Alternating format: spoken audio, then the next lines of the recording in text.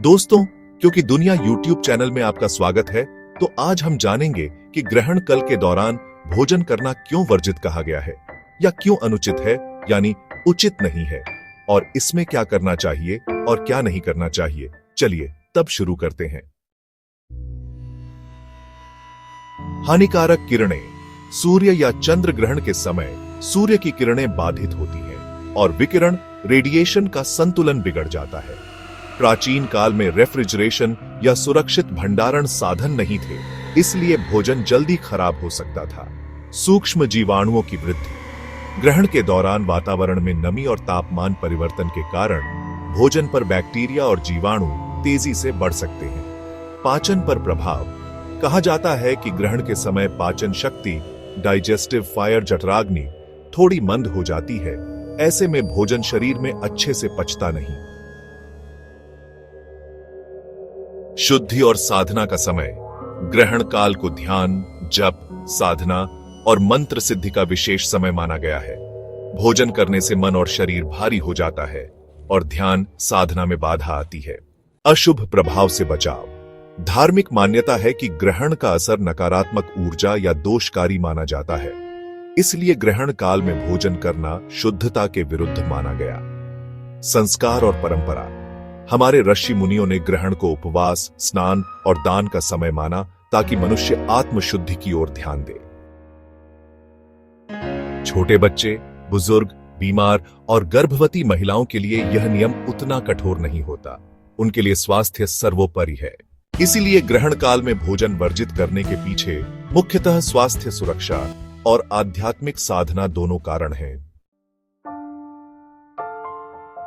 8. जप, ध्यान, पाठ। इस समय किया गया मंत्र जप, ध्यान और प्रार्थना कई गुना फलदायी माना जाता है। 2. स्नान और शुद्धि। ग्रहण शुरू होने से पहले स्नान और ग्रहण समाप्त होने के बाद पुनः स्नान करना शुभ माना जाता है। 3. दान पुण्य। ग्रहण के समय दान करने से उसका प्रभाव कई गुना बढ़ जाता है। 4. तुलसी या कुश का उपयोग। जो भोजन पहले से पका हुआ हो उसमें तुलसी पत्ता या कुश डाल देने से नकारात्मक प्रभाव कम होता है। 5. ग्रहण उपरांत सफाई।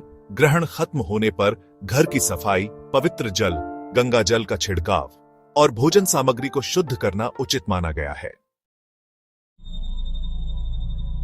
भोजन जल ग्रहण। सामान्य व्यक्ति के लिए ग्रहण काल में कुछ भी खाना पीना वर्जित है। तेज काम या यात्रा। मान्यता है कि ग्रहण का असर मानसिक एकाग्रता पर पड़ सकता है, इसलिए भारी काम या यात्रा टालना चाहिए। गर्भवती महिलाओं को सावधानी। उन्हें ग्रहण की सीधी छाया से बचना चाहिए। घर में ही रहें और तेज काम न करें। सोना या शारीरिक संबंध। धर्मशास्त्रों के अनुसार ग्रहण काल में सोना अथवा मैथुन वर्जित है। काटना, सिलाई बुनाई, नुकीली वस्तुओं का प्रयोग, कैंची, सुई आदि अशुभ माना गया है। सार यह है कि ग्रहण काल को शरीर और मन की शुद्धि और साधना का समय माना गया है, इसलिए खाने पीने और सांसारिक कामों से परहेज करने की परंपरा बनी। ग्रहण के दौरान पदार्थ और जल्दी में सूचना कीटाणु एकत्रित होकर उन्हें दूषित कर देते हैं। इसी कारण इनमें कोश का पत्ता या तुलसी जी का पट्टा डाल दिया जाता है। इन पदार्थों के कीटाणु कुछ में जमा हो जाते हैं। इस कुश को ग्रहण के बाद फेंक दिया जाता है।